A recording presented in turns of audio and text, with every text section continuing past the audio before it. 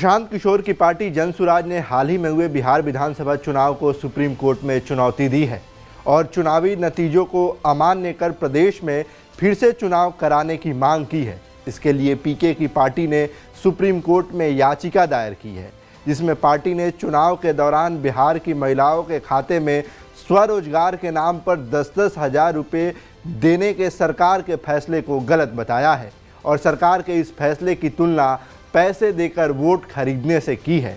अब इस मामले की सुनवाई मुख्य न्यायाधीश सूर्यकांत और न्यायमूर्ति जयमाल्य बागची की पीठ करेगी।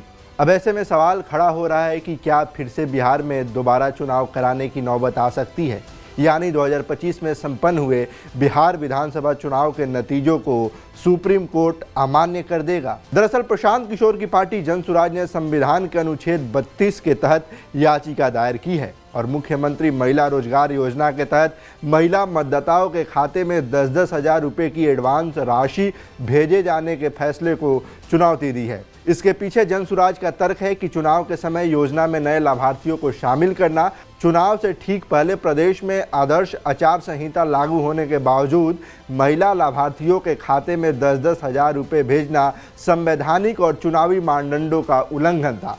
सरकार के इस फैसले ने संविधान के अनुच्छेद 14, 21, 112, 202 और 324 का उल्लंघन किया था। इससे चुनावी प्रक्रिया की निष्पक्षता पर सवाल खड़े होते हैं। साथ ही जनसुराज ने अदालत से चुनाव आयोग को चुनाव परिणामों को अमान्य घोषित करने का निर्देश देने का आग्रह भी किया है।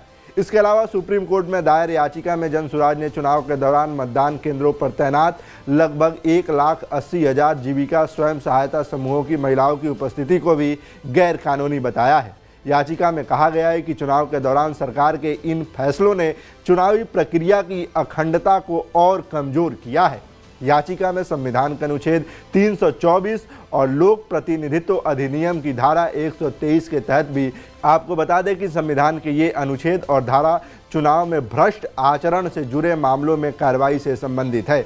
जनसुराज का कहना है कि चुनाव के दौरान जब आचार संहिता यानी मॉडल कोड ऑफ कंडक्ट लागू थी, तब बिहार की करीब 25 से 35 लाख महिलाओं को इस योजना के तहत मौद्रिक लाभ यानी आर्थिक लाभ मिला और इस तरह के लाभ ने महिला मतदाताओं के व्यवहारों पर व्यापक प्रभाव डाला। लिहाजा इस चुनाव को अमान्य किया जाए और बिहार में फिर से चुनाव कराया जाए।